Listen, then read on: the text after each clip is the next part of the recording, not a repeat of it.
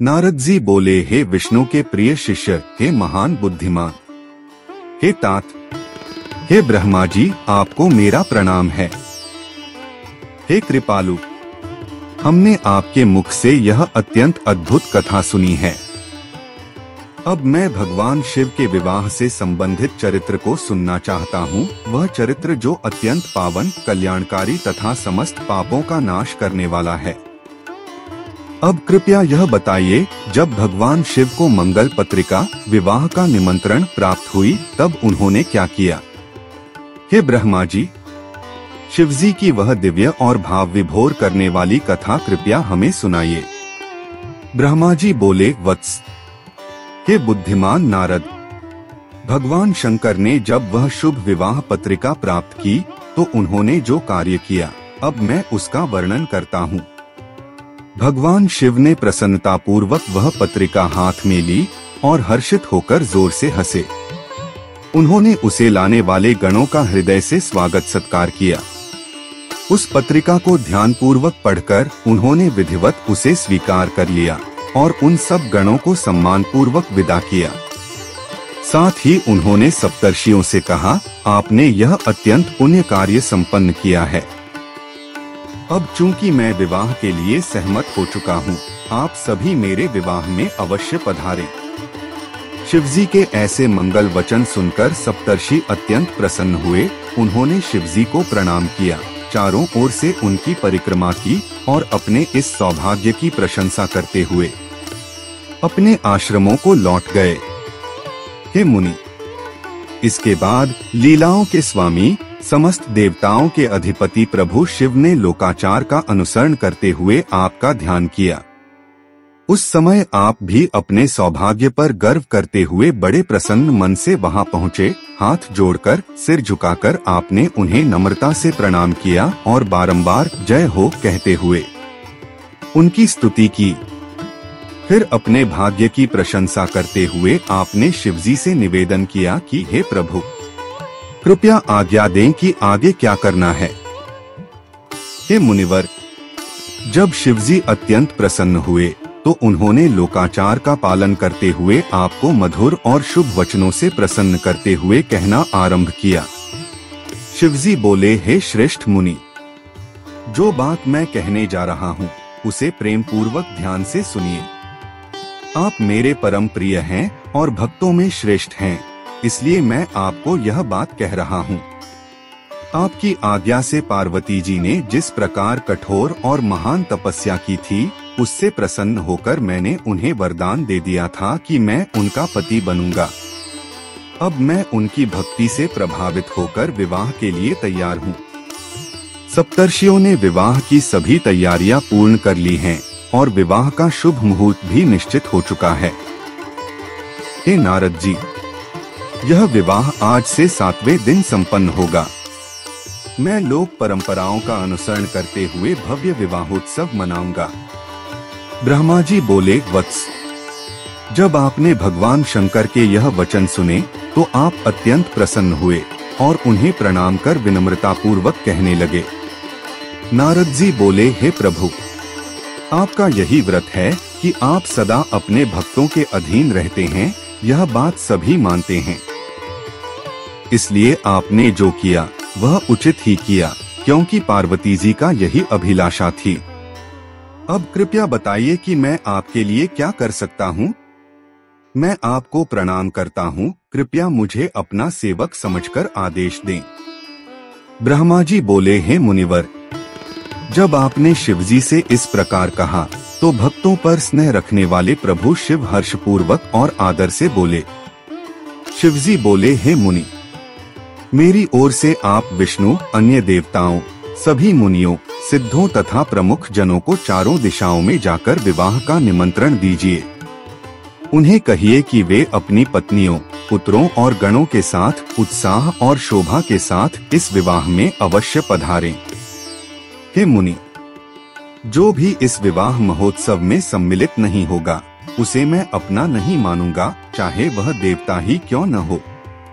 ब्रह्मा जी बोले, हे मुनिश्रेष्ठ, भगवान शिव की आज्ञा को स्वीकार करते हुए आप, जो शिव के प्रिय भक्त हैं, तुरंत तत्परता के साथ हर दिशा में जाकर सभी को विवाह का निमंत्रण देने लगे।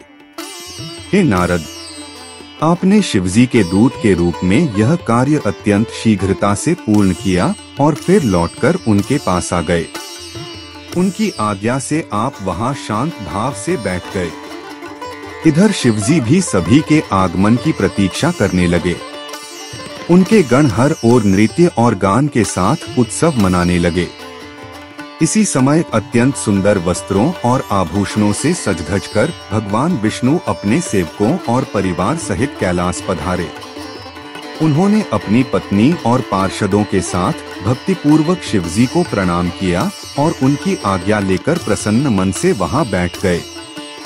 इसके बाद मैं ब्रह्मा भी अपने गणों सहित हर्ष पूर्वक कैलाश पर्वत पर गया और प्रभु को प्रणाम कर सभी के साथ प्रसन्नता पूर्वक बैठ गया। इंद्र और अन्य लोकपाल अपनी पत्नियों और सेवकों के साथ विभिन्न प्रकार के आभूषणों से सजे हुए बड़े हर्ष और उत्सव मनाते हुए वहां पहुँचे।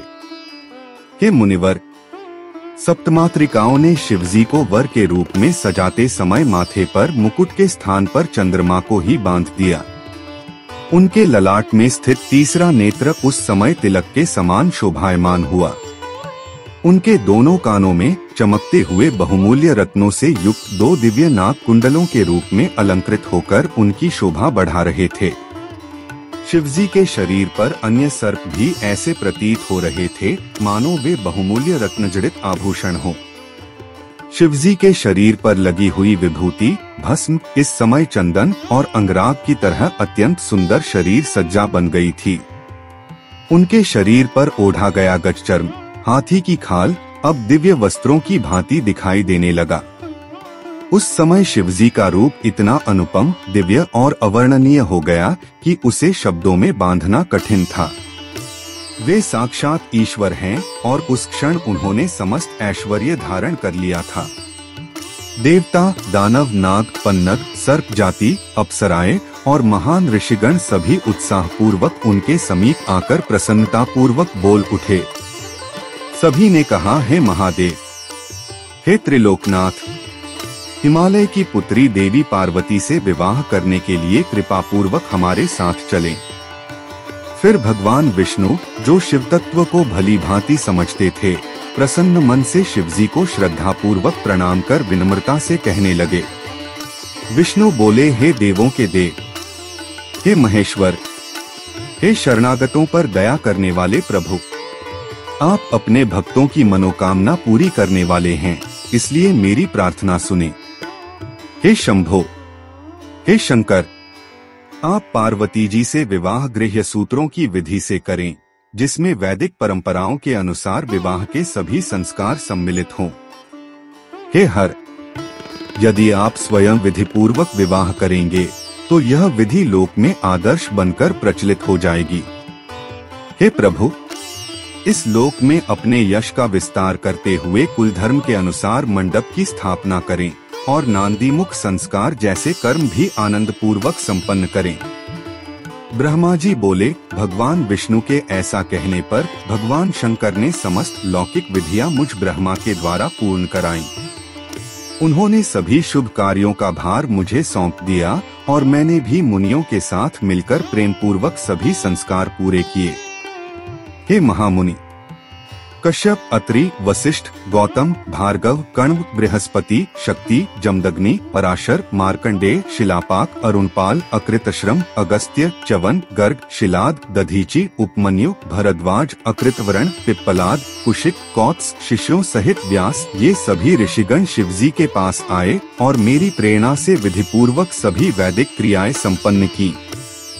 वेद वेदांग में निपुण उन महान ऋषियों ने शिवजी के सभी मंगल कार्यों को वैदिक विधियों के अनुसार संपन्न किया और उनकी रक्षा के लिए वैदिक सूक्तों द्वारा विधिवत अनुष्ठान किया। उन्होंने ऋक्, यजुः, साम आदि मंत्रों से रक्षोघ्न सूक्तों का पाठ कर मंगल पाठ किया। साथ ही विघ्न शांति हेतु मेरे द्वारा और शिवजी के द्वारा मंडप में स्थित देवताओं तथा सभी ग्रहों की पूजा भी कराई गई। इस प्रकार भगवान शिव ने प्रसन्न होकर सभी लौकिक रीति नीति और वैदिक विधियों का पालन किया और फिर हर्षपूर्वक समस्त ब्राह्मणों को प्रणाम किया। इसके पश्चात देवताओं और ब्राह्मणों को आगे करके सर्वेश्वर शिवजी अपने दिव्य कैलाश पर्वत से आनंद पूर्वक प्रस्थान कर गए। लीलाओं में निपुण भगवान शिव देवताओं और ब्राह्मणों के साथ कैलाश के बाहर आकर प्रेम पूर्वक ठहर गए। उस समय देवताओं ने महेश्वर शिव को प्रसन्न करने के लिए अनेक प्रकार के गान, वादन और नृत्य आदि उत्सव आयोजित किए।